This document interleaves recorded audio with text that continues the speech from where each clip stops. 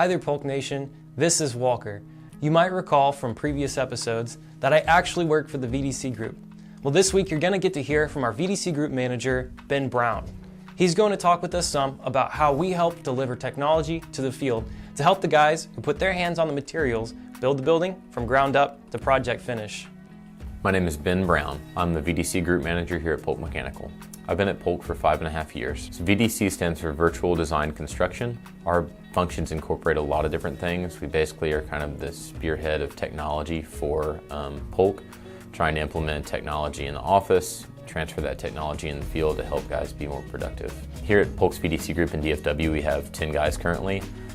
We oversee the process of coordination, BIM coordination, but also produce shop drawings and detailed spool drawings and all different types of kind of support for the field, reporting materials, but we also manage the total station. So for point layout for hangers, sleeves, inserts, core layout, we manage all that through VDC. So BIM stands for Building Information Modeling, and BIM is essentially one aspect of what we do here in the VDC group. So BIM is more of a process on a particular project to where we are trying to almost prototype or build in advance the entire building, taking models from the architect and the structural engineer, then us fleshing out the design models from the MEP engineer in order to find constructability issues, but then also provide like an information-rich model that you can extract data from later, building life cycles, costing, estimating data after we've actually drawn it, trying to do all of these things before boots hit the ground in the field in order to try to find ways to be more efficient when we actually construct the building on site. The way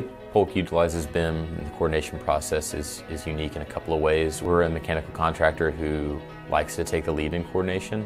Often GCs are a little hesitant to take the lead in that or have kind of no one to expertise in that specific technology or process.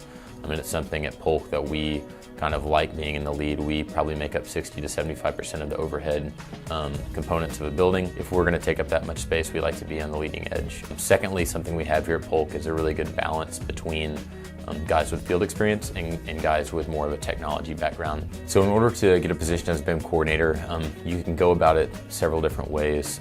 Clear-cut path would be someone who comes up in the trades with field experience, anywhere from 2 to 5 years or longer. But then they would have to have that desire or want to leave the field, step out of that realm and come into the office and embrace the technological, the computer skills side. The other route, it kind of works backward. You have someone with a experience in CAD, Navisworks or other software packages that we use, and their learning hurdle is going to be, how do I acquire the trade-specific knowledge to be efficient? There's quite a few advantages to pursuing a career in VDC or BIM coordination. Right now, construction technology is kind of a field that's growing really quickly, and in the VDC world and in BIM coordination, we are at the leading edge of that. Since I've entered this industry in the past 10 years, I've watched our role go from creating just a 2D drawing that went to the field for installation to now having the ability to do reporting for buyout, costing and labor information, deliverables to a fab shop. We essentially are kind of at the leading edge of the advance of the industry.